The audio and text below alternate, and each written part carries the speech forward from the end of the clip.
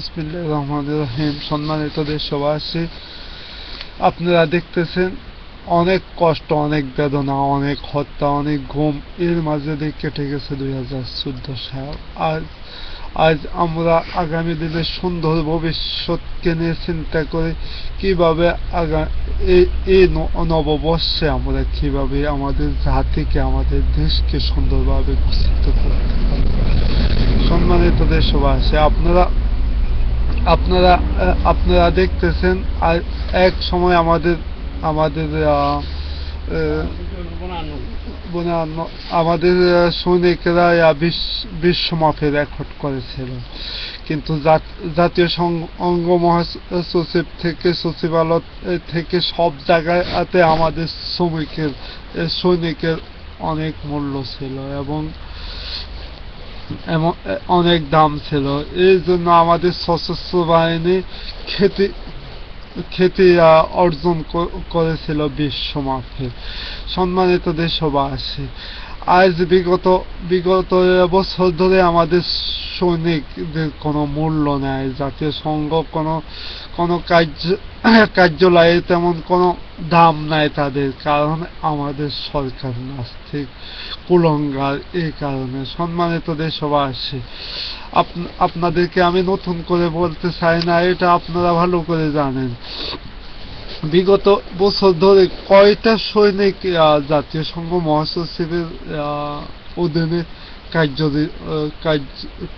কার্যস্থানে আছে, আর এখন কত শ্রমিককে বিদায় নিয়ে আসতে হয়েছে। সম্মানিত দেশবাসী, এটা আপনাদের কাছে আমার প্রশ্ন, এটা লিস্ট অবশ্যই বাংলাদেশে আছে এবং সবাই জানে। আজকে 2015 সাল পর্যন্ত হয়ে যাচ্ছে বিটিভি বাংলাদেশ সন্ত্রাসের বক্স। সম্মানিত দেশবাসী, আজকে সচরাচর অস্ত্র নিয়ে চলে আওয়ামী সন্ত্রাসী ক্যাডাররা। আজকে কি করে? আজকে দিনে দুপুরে হত্যা করে। র্যাবের মহাপরিচালক নাকি অনেক কিছু স্বীকার করেছিলেন, কিন্তু ভালো করে দেখলে তাদের কত যে হত্যা করেছে, কত যে খারাপ কাজ করছে তার কোনো প্রমাণ নেই। কিন্তু তারা তো খারাপ কাজ করেছে একমাত্র তাদের কাণ্ডারি দেশদ্রোহী হাসিনার নেতৃবৃন্দকে খুশি করার জন্য। সম্মানিত দেশবাসী, আমরা চাই না এই জাতিকে এইভাবে ধ্বংসের দিকে। এই জাতি একদিন যুদ্ধ করেছিল, বুক ভরা আশা ছিল তাদের, চোখ ভরা স্বপ্ন ছিল এই জাতি গড়ে উঠবে। যারা শহীদ হয়েছে তারা স্বপ্নে দেখেছিল এই আগামী দিন যখন বাংলাদেশ স্বাধীন হবে, তারা এই সুন্দর জাতি হিসাবে পরিণত হবে। কিন্তু তাদের স্বপ্ন কোথায় গেল? হাই শহীদ, তাদের স্বপ্ন বৃথা হয়ে গেল। তারা যদি আজকে দেখতো তাদের মনের বোবা ব্যথা কাকে শোনাতো। সম্মানিত দেশবাসী, তাদের মধ্যে অনেক বীর মুক্তিযোদ্ধা আছেন, কিন্তু তারা এইভাবে দেশ এবং জাতিকে গড়ার জন্য অনেক কিছু করেছেন। আজকে হয়েছে দেশদ্রোহী রাজাকার, আজকে হয়েছে বাংলাদেশের মুক্তিযোদ্ধা। সেই হাসিনা লজ্জায় বাঁচে না, আর কত লজ্জায় জাতির জন্য। সম্মানিত দেশবাসী, আর এই সকল সন্ত্রাসী সরকারের সন্ত্রাসী কর্মকাণ্ডের কথা বলা শুরু করা যাবে, কিন্তু শেষ করা যাবে না। সম্মানিত দেশবাসী, সন্ত্রাসী বোঝা কত পাহাড়ের সমান হয়ে আছে, তার প্রমাণ বাংলাদেশের প্রতিটা নাগরিক, প্রতিটা জনগণ। সম্মানিত দেশবাসী, এখন আমরা জাতীয় সংঘ থেকে এখন পর্যন্ত আমাদেরকে বলতেছে কিভাবে এখন সুন্দর সুস্থ নিরপেক্ষ নির্বাচনের অধীনে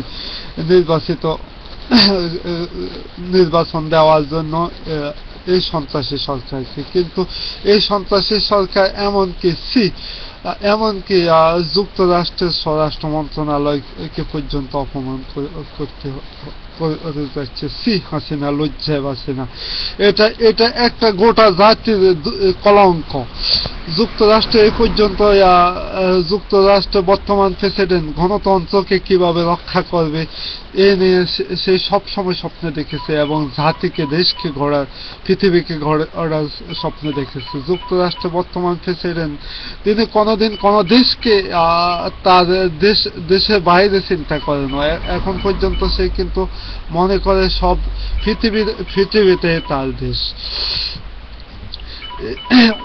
ওই জায়গায় যদি আমাদের এই দুশ্চরিত্র নেতৃবৃন্দর কাছে যদি অপমানিত হয় সন্ত্রাসী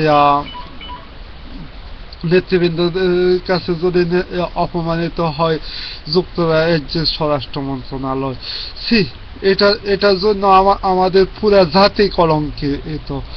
আর কত বলবো, আর কত নিছেন টেনে আনবো এই জাতিকে, আর কত লাঞ্ছিত করবে এই জাতিকে। এখন আপনারা সবাই বুক ভরা আশা নিয়ে নতুন আগামী দিনের সুন্দর স্বপ্ন দেখে এখন 2015 সাল আমরা সুঘোষিত বাংলাদেশ দেখতে চাই। এই বলে আজকের মতো বিদায় নিচ্ছি। খুদা হাফিজ। বাংলাদেশ জাতীয়তাবাদী জিন্দাবাদ।